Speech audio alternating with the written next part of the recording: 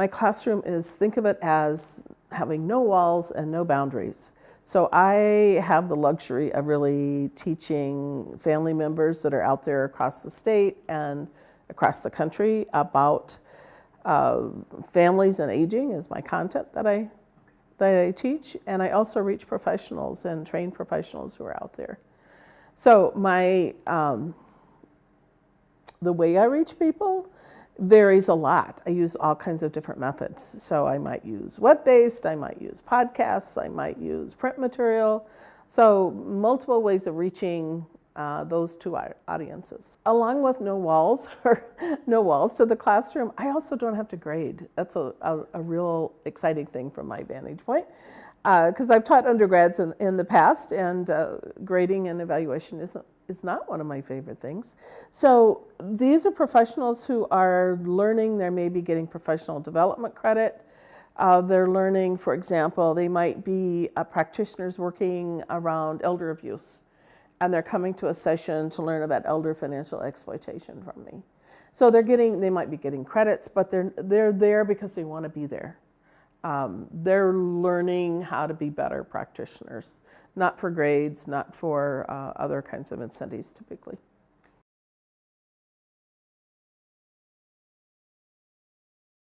My research and teaching are highly connected. They really inform each other. And so my research, the big picture of my research is really to protect the economic and social well-being of later life families. That would be kind of the big picture of really why I think I do my work. Specifically, I deal a lot with pretty normative decisions about all later life families are going to face. Things such as changes in health and independence, and how do we deal with long-term care? How do we deal with inheritance and the transfer of possessions? How do we deal with end-of-life decisions?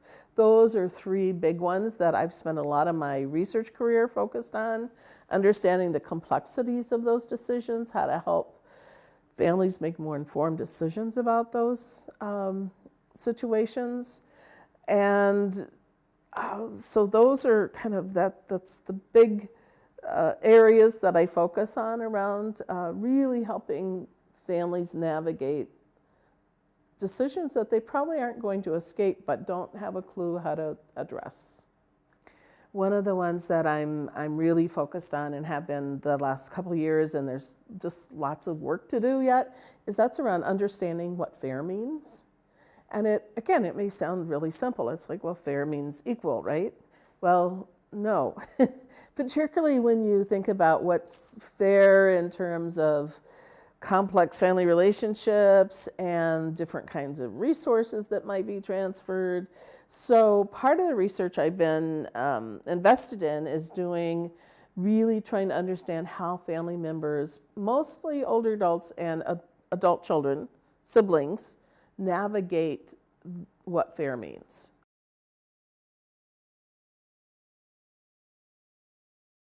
We're learning a lot about what makes a process fair. And again, I think there's a lot of discussion about, so what is the outcome? So if I get X, that's fair. But we don't spend a lot of time talking about what's the process for deciding. And there's a whole theory around interpersonal social justice and theoretical insight into fairness that we ground our research in. And it really is saying process is often more important than the outcome.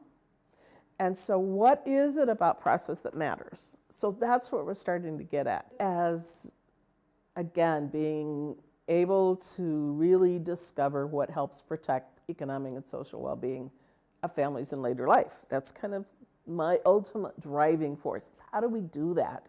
And the nitty-gritty of that, obviously you have to dive into those different decisions. And so I'm focused on discovering, again, issues around what makes a decision fair or unfair, and why and how to get families to talk about that. And currently I'm really focused on understanding the meaning and experience of elder financial exploitation. It's another example of something that nobody wants to have happen in their family, but what we know is that elder family exploitation is the most common type of elder abuse, and it's a growing type of elder abuse. So again, very little research in that area, particularly from the perspective of a family member who's affected. And so we are diving into that area, trying to discover what are the risk and protective factors, what could we possibly do to prevent exploitation from happening. So those are a few examples. Yeah.